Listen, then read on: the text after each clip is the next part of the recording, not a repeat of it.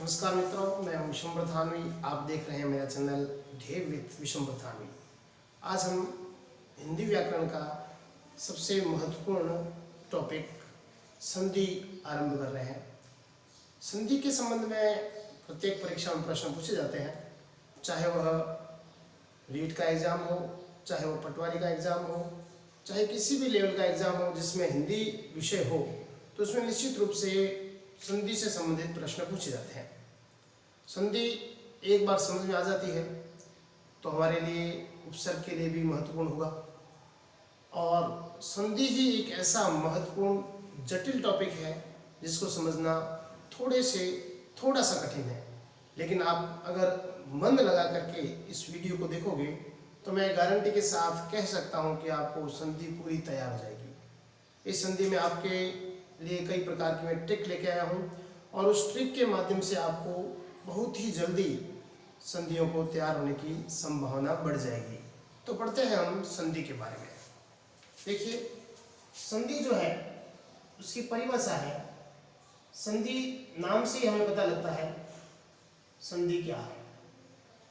सामान्य रूप से संधि का अर्थ है जोड़ना, और दूसरी दृष्टि से देखें दो ध्वनियों का मेल होता है, दो ध्वनियों का संबंध होता है, दो ध्वनियों की संधि होती है और उससे विकार उत्पन्न होता है। चाहे हम बात करें दो वर्णों के आपस में परस्पर मेल से जो विकार उत्पन्न होता है उसको संधि के नाम से जानते हैं। तो उसकी सामान्य परिभाषा है, दो वर्णों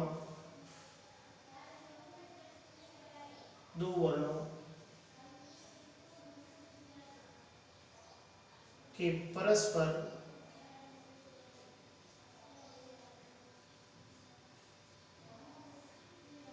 मेल से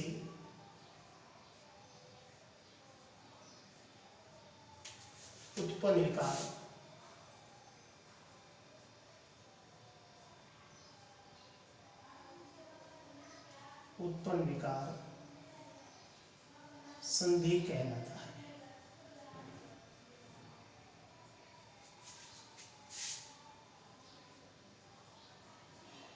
अब संधि के प्रकार।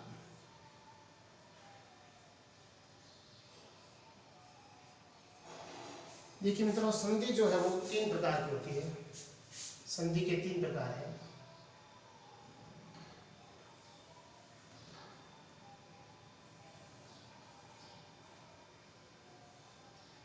पहली आती है स्वर संधि,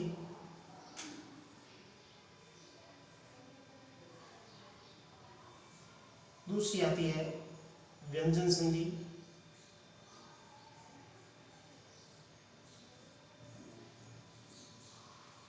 तीसरी जो संधि आती है वो विसर्ग संधि। विसर्ग संधि। अब देखिए, इसमें स्वर संधि से अभिप्राय है जहां पे दो समान अथवा असमान स्वरों का मेल होता है और उससे जो विकार उत्पन्न होता है उससे भी नए स्वर का ही निर्माण होता है। तो कुल मिलाकर के यहां पर स्वर धन स्वर, स्वर और स्वर मिलेंगे और दोनों के मिलन से नया जो वर्ण बनेगा वो भी स्वर ही रहेगा। ये बात हुई पहले स्वर की। दूसरी बात आती है व्यंजन की। व्यंजन में स्वर प्लस व्यंजन बराबर व्यंजन बनेगा। व्यंजन, लेकिन वो स्वर भी हो सकता है और दूसरे पद में व्यंजन भी। प्रथम पद का जो अंतिम वर्ण है वो स्वर होगा। जैसे और उदाहरण देखते हैं हम, सु प्लस समा। अब यहां पे स अनंत धन उ धन स धन मा। अब ये स्वर है उ और यहाँ स जो है वो व्यंजन है। उ और स दोनों मिले और दोनों मिलने से ये जो स है वो मूर्धन्य हो जाएगा, तो उसका उदाहरण बन जाएगा सुधन समा। तो पहली बात तो यहाँ आती है स्वर और व्यंजन। दूसरा आता है ये पहला। दूसरा आता है इसमें ही व्यंजन धन स्वर। प्रथम पद का अंतिम वर्ण व्यंजन होगा और द्वितीय पद का प्रथम वर्ण स्वर होगा, और उन दोनों के मेल से जो विकार उत्पन्न होगा वो व्यंजन ही रहेगा। देखिए यहां पर व्यंजन और स्वर सट धन अभिज्ञ, सट धन अभिज्ञ। यहाँ ट व्यंजन है, अ स्वर है, इन दोनों का मेल हुआ बन जाएगा षडभिज्ञ।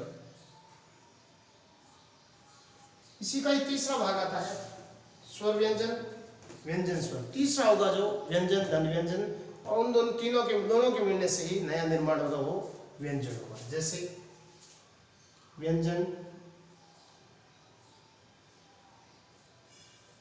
धन व्यंजन बराबर व्यंजन, ये तीसरा। जैसे जगत धन जननी। अब जगत और जननी, जगत में ता व्यंजन है, जननी में ज व्यंजन है। अब दोनों व्यंजन मिलेंगे तो नया व्यंजन ही बनेगा। व्यंजन संधि में वरना व्यंजन ही है, लेकिन स्वर व्यंजन, व्यंजन स्वर और व्यंजन व्यंजन। जगत जननी,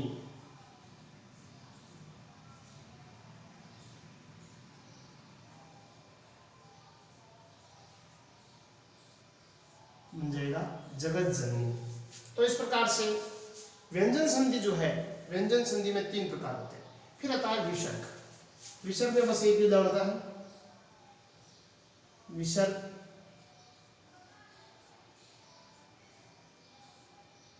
बराबर विसर्ग प्लस स्वर भी हो सकता है, विसर्ग प्लस व्यंजन भी हो सकता है।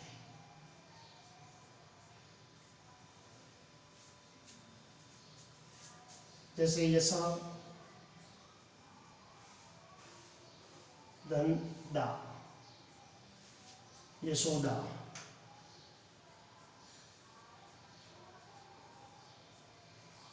विसर्ग इसमें लोप हो जाता है।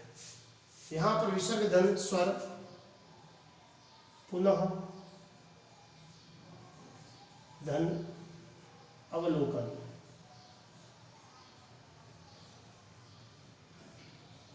विसर्ग धन अ पुनरावलोकन।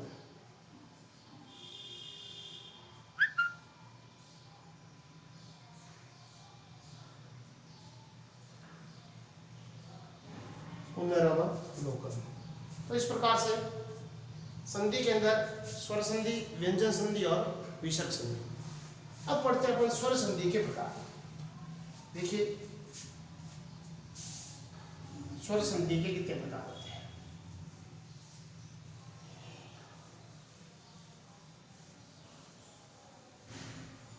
स्वर संधि के 5 प्रकार होते हैं।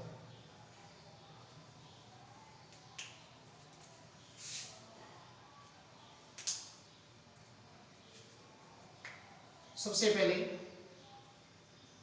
दीर्घ संधि,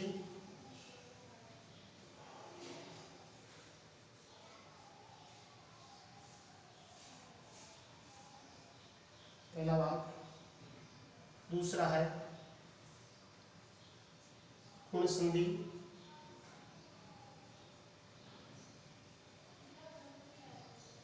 तीसरा है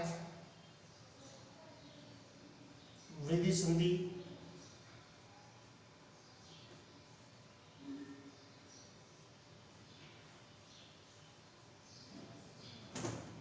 चौथा है यण संधि,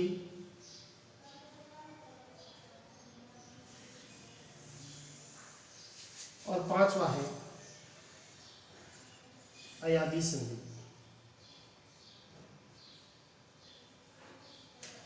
अयाली संधि। हालांकि इसका छठा रूप एक विशेष रूप आता है जिसमें एक भी नियम लागू नहीं होता है। कई पुस्तकों में उसको छठा भाग बताया जाता है, लेकिन वो विशेष ही है। तो उसके कुछ उदाहरण है, उसको हम देखेंगे, लेकिन छठा प्रकार नहीं कहेंगे। 5 प्रकार ही होते हैं स्वर संधि के। तो ये है, आज अपन पढ़ने का प्रयास करेंगे दीर्घ संधि। दीर्घ संधि क्या है?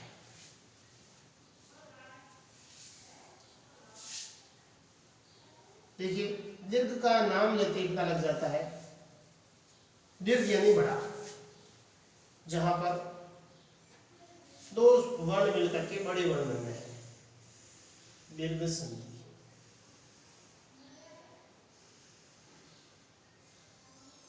दो वर्ण मिलकर के दीर्घ नए वर्ण बने हैं, उसको हम कहते हैं दीर्घ संधि। दीर्घ होता है, दीर्घ नहीं, दीर्घ। दीर्घ संधि। 2 वर्ण मिलेंगे, 2 स्वर मिलेंगे, और वो दोनों समान स्वर होंगे, और दोनों समान स्वरों के मिलने से जो नया वर्ण बनेगा वो दीर्घ होगा। उदाहरण स्वरूप हम देखते हैं,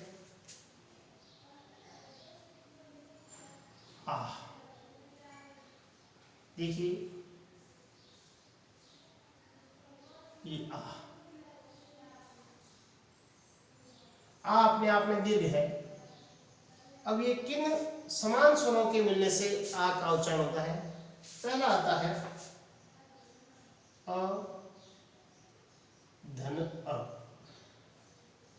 और अ मिलेंगे तो भी आ होगा।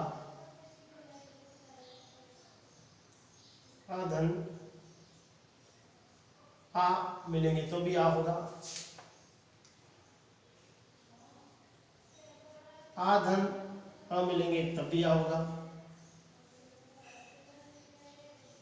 आ धन आ मिलेंगे तब भी आ ही होगा। अब देखते हैं अपन कैसे होगा। जैसे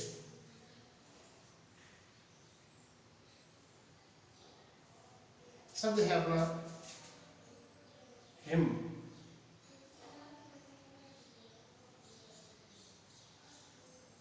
धन अद्री।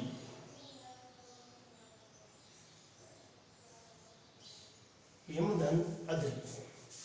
अद्री यानी पहाड़, हिम यानी पर्वत। अब इसका विभाजन करते हैं। ई धन म को अलग कर देते हैं। धन अ धन अद्री यहां आता है। धन दी।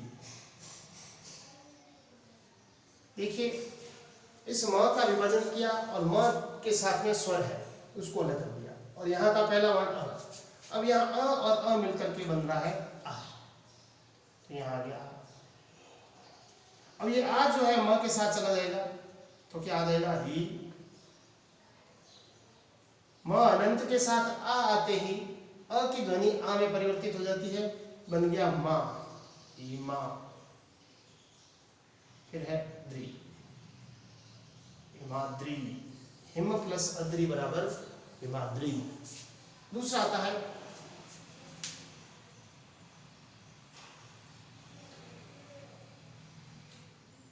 हिम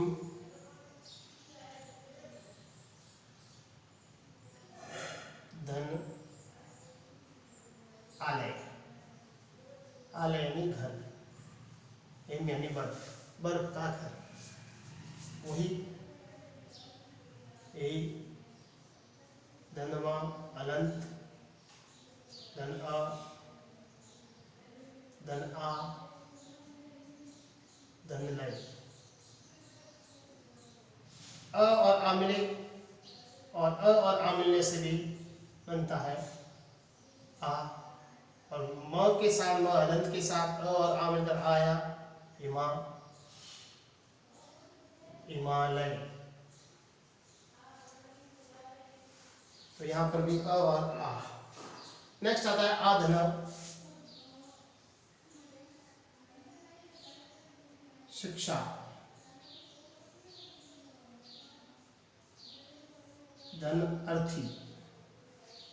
अर्थी यानी प्राप्त करने की इच्छा रखने वाला, ग्रहण करने की इच्छा रखने वाला। शिक्षार्थी, चूंकि आ है और अ है, दोनों का संगम होगा, आ ही रहेगा। शिक्षार्थी। उसके पश्चात आता है आधना,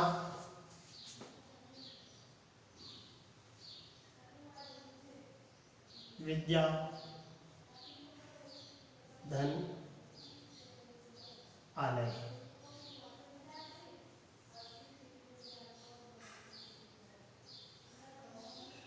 विद्या, लय,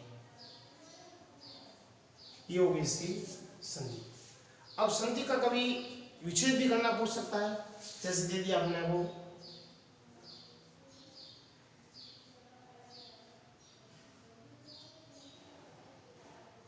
गीतांजलि।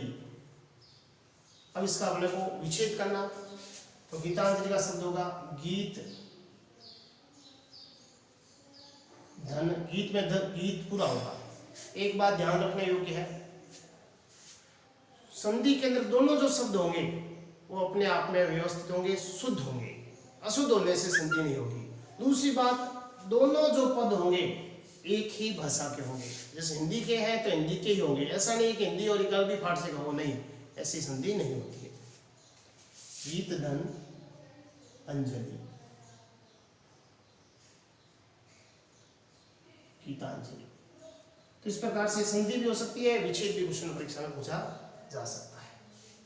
तो यह है दीर्घ संधि का पहला पार्ट। अब आगे देखते हैं हम। ये आ की मात्रा हुई, उसके पश्चात ई और ऊ की। अब देखते हैं हम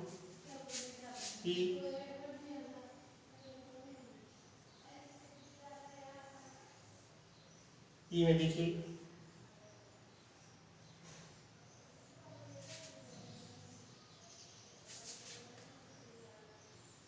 ई, धन ई, बड़ी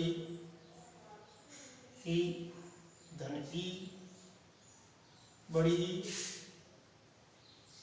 ई, धन ई, ई धन ई। तो कहीं छोटी है कहीं बड़ी है, लेकिन दोनों मिलकर के ई की मात्रा बड़ी होगी, दीर्घ होगी, इसलिए संधि का नाम भी दीर्घ संधि। ई धन ई, जैसे मुनि,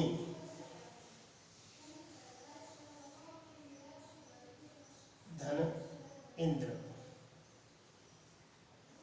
मुनि में भी ई की मात्रा छोटी, इंद्र में भी ई की मात्रा छोटी, ई और ई मिलकर के बड़ी ई मात्रा होती है, तो मुनीन्द्र हो जाएगा, मुनीन्द्र। ई धन ई, अभी, धन ईप्सा, ईप्सा यानी इच्छा, जो अभी इच्छा जागृत हुई है, अभीप्सा।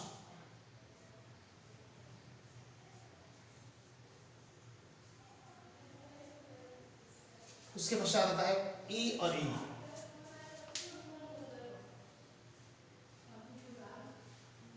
बड़ी की मात्रा और छोटी की मात्रा।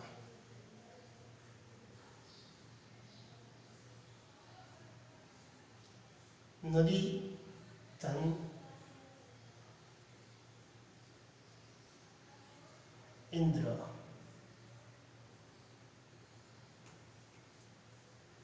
नदीन्द्र, बड़ी की मात्रा होगी। फिर आता है बड़ी और बड़ी,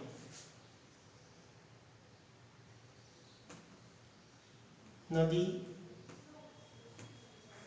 धन ईश्वर,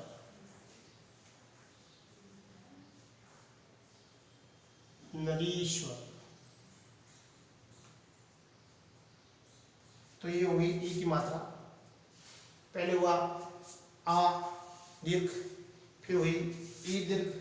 अब देखते हैं अपन ऊ का दीर्घ होना। देखिए ऊ की मात्रा,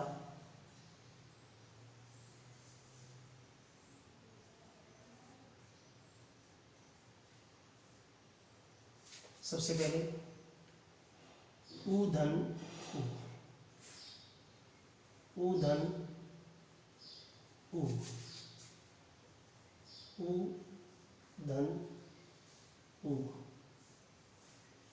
ऊ धन ऊ।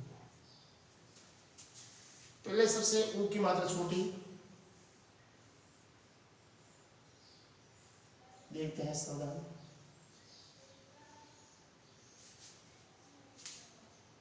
जैसे सदु धन उपदेश हो जाएगा। दो की मात्रा छोटी, ऊ का ऊ छोटा, दोनों मिलकर के ऊ की मात्रा बड़ी हो जाएगी। स, यहाँ ऊ की मात्रा बढ़ जाएगी, सदुपदेश। ऊ और ऊ,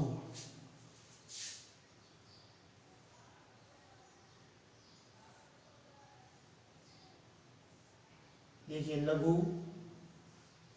लघु यानी छोटा, ऊर्मी,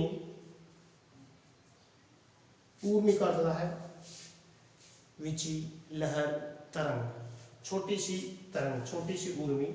देखिए इसका विभाजन देखते हैं। ल धन घ धन ऊ धन ऊ धन मी।